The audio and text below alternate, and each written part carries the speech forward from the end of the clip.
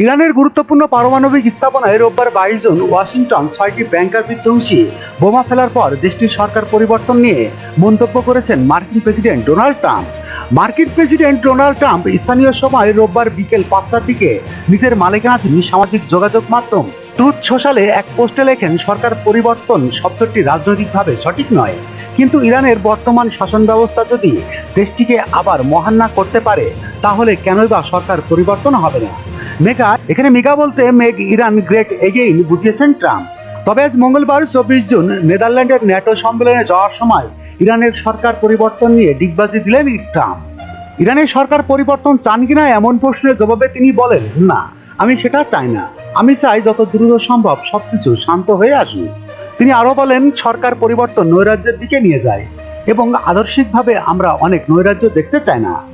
সংঘাতে যুক্তরাষ্ট্রের সরাসরি জড়ানোর জবাবে সোমবার 23 জুন মধ্যপ্রাচ্যের মার্কিন সামরিক ঘাঁটিগুলো লক্ষ্য করে পাল্টা হামলা চালিয়েছে তেহরান। এর কয়েক ঘন্টা পরই যুদ্ধবিরতির ঘোষণা দেন ডোনাল্ড ট্রাম্প।